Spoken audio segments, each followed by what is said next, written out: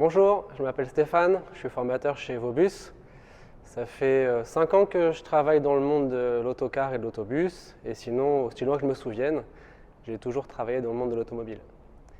Alors on se retrouve aujourd'hui pour parler un petit peu de cet univers de l'autocar et de l'autobus et comprendre un peu quels sont les enjeux lorsqu'on intervient sur ce genre de véhicule. Alors c'est vrai qu'il y a beaucoup de progrès ces dernières années. On voit apparaître des véhicules avec des moteurs au GNV, avec des moteurs électriques et ou piles à combustible. Mais c'est quand même le moteur diesel qui est là depuis plus longtemps. Et c'est pour ça qu'on va s'intéresser particulièrement à cette source d'énergie. Alors on va parler ensemble des véhicules de transport en commun. Ce sont des véhicules qui emmènent à leur bord plus de 8 passagers. On retrouve dans ce milieu 3 catégories différentes. Il y a le véhicule urbain, le véhicule de tourisme et le minibus.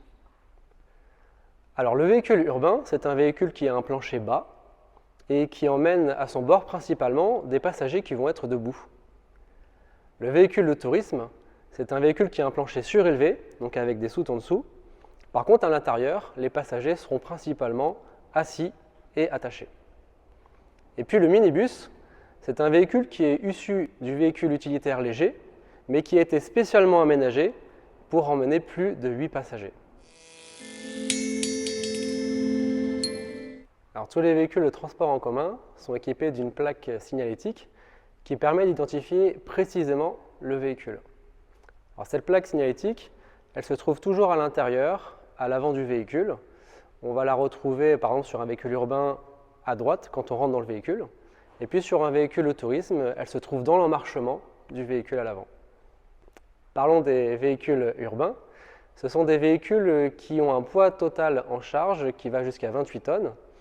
Ils ont une longueur qui va jusqu'à 21 mètres et ils font en moyenne 3,20 m de hauteur. On retrouve une hauteur des baies basses qui va de 1,30 m jusqu'à 1,90 m et ils embarquent à leur bord des réservoirs qui peuvent faire de 200 à 400 litres. Ils ont une capacité maximum de personnes qui va jusqu'à 170 passagers. Pour les cars de tourisme, ils ont un poids total en charge qui va jusqu'à 24 tonnes et une longueur qui peut aller jusqu'à 15 mètres. La hauteur du véhicule se situe entre 3,60 m et 4 mètres et la hauteur des baies peut aller jusqu'à 2,20 m. Ils sont équipés de réservoirs de carburant qui peuvent contenir jusqu'à 1000 litres et la capacité d'accueil maximum de passagers est de 60.